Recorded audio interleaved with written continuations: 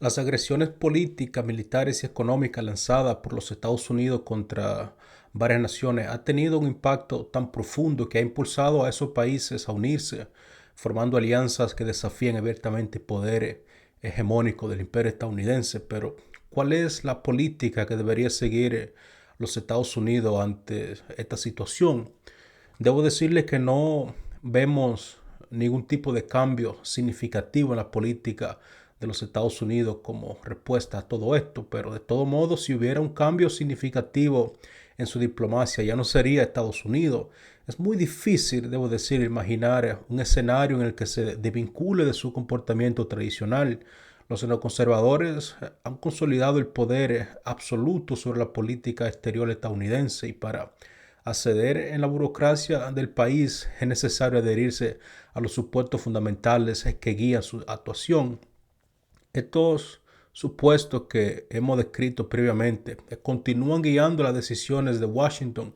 Las naciones del mundo no van a reaccionar de manera positiva ante la suposición de que los Estados Unidos pueda hacer lo que le parezca en cualquier parte del mundo. Esto no es diferente de la práctica del Banco Mundial y el Fondo Monetario Internacional, que imponen políticas económicas que fuerzan a otros países a endeudarse cada vez más. A través de estas deudas se promueve un modelo de privatización que les obliga a aquellos países a vender sus infraestructuras públicas, recursos naturales y tierras, siempre con la intención de que Estados Unidos o sus aliados compren esas rentas y esa ganancia.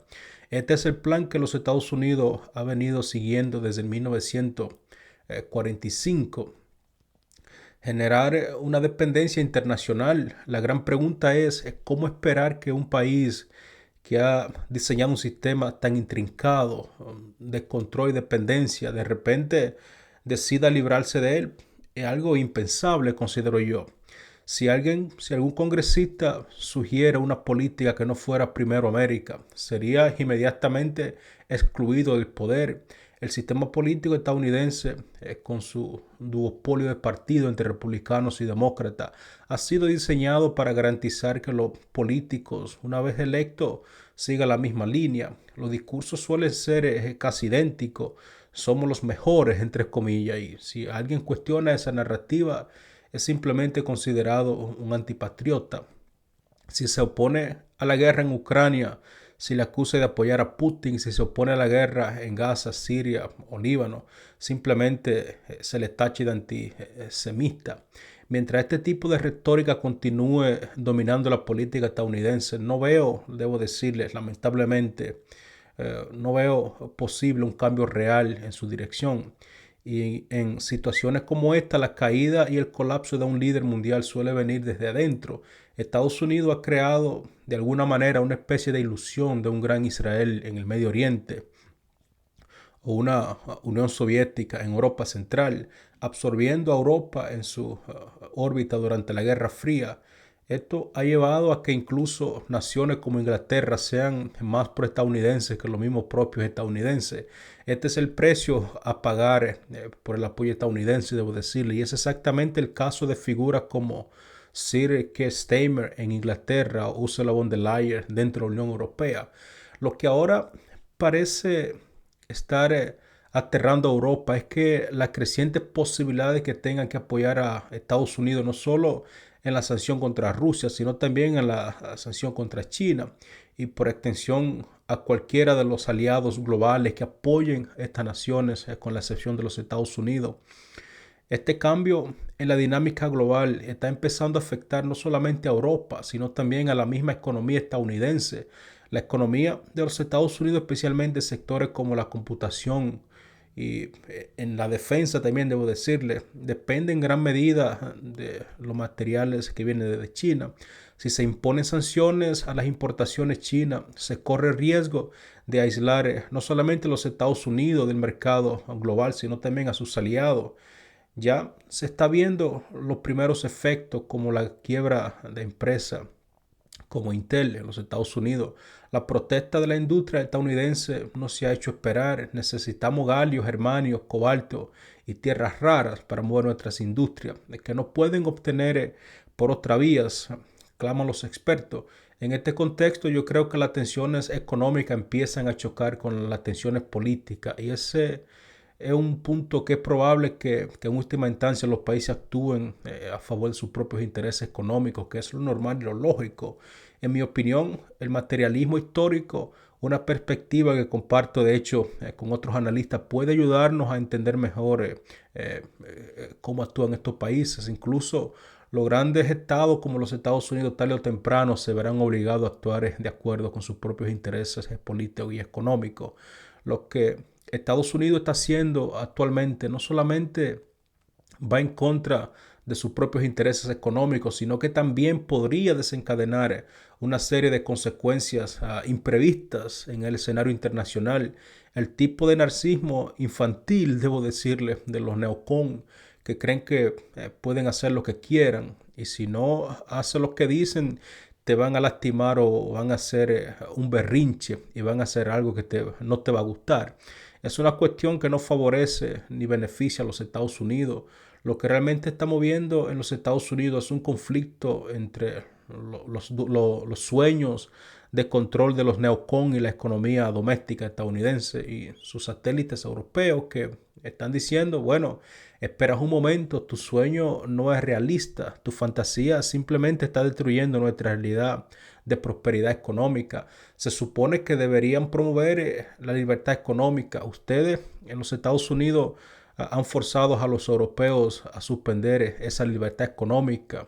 Con las 3 elecciones que tuvimos recientes en Alemania, los partidos alemanes que se oponen a la guerra en Ucrania, la alternativa para Alemania, la respuesta que dio la Unión Europea siguiendo la dirección de los Estados Unidos es simplemente prohibir aquellos partidos que tienen visión diferente. No se puede hablar de democracia cuando se permite que la gente vote en contra de los intereses de los Estados Unidos. Es necesario prohibir a los cantantes de ópera rusos de que se presenten o cerrar los medios de RT.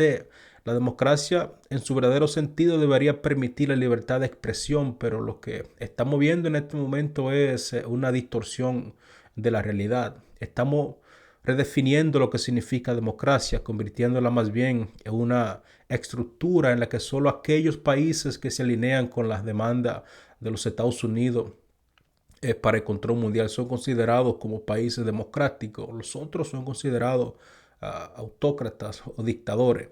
Esto no tiene nada que ver con la libertad, debo decirle. Yo creo que al contrario implica abandonar los principios fundamentales de la libertad de la expresión. La primera enmienda, de hecho, el libre comercio y las relaciones abiertas con países que no siguen los mismos intereses de los Estados Unidos, porque al final del día es la democracia.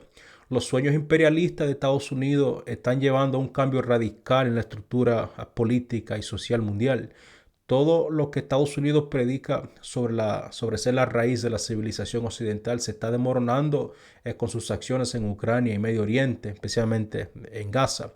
Es importante recordar que después de la Segunda Guerra Mundial, la comunidad empresarial estadounidense estaba alarmada por los efectos de la Gran Depresión. Fue entonces cuando un político socialdemócrata estadounidense como Franklin Roosevelt se vio obligado a acomodar un movimiento popular respaldado por sindicatos socialistas y comunistas. Este movimiento logró avances muy significativos como la seguridad social, el salario mínimo y millones de empleos gubernamentales que fueron creados en aquel entonces, todo en medio de la Gran Depresión. A pesar de la falta de recursos, de hecho, la economía se reactivó y los Estados Unidos en aquel entonces se alió con la Unión Soviética, un hecho que hoy en día muchos parecen olvidar. Tras esa alianza, la comunidad empresarial de los Estados Unidos lanzó una cruzada para deshacer el New Deal y acabar con las políticas que lo había de hecho posible, desmantelando gradualmente el poder de los sindicatos y el movimiento socialista. Esta política de desmantelamiento continuó a lo largo de todo el siglo XX con el objetivo de eliminar cualquier forma de oposición a la estructura capitalista estadounidense. A pesar de que las circunstancias globales habían cambiado drásticamente, hoy vemos cómo los Estados Unidos continúa con esa misma narrativa, desmantelando cualquier posibilidad de cuestionar el sistema capitalista global. Yo creo que la llamada amenaza comunista, entre comillas, llamarle amenaza comunista, se ha convertido en una amenaza contra Rusia y ahora contra otros actores internacionales, mientras se apoya activamente a movimientos con ideología de odio y supremazismo, como en el caso de Siria.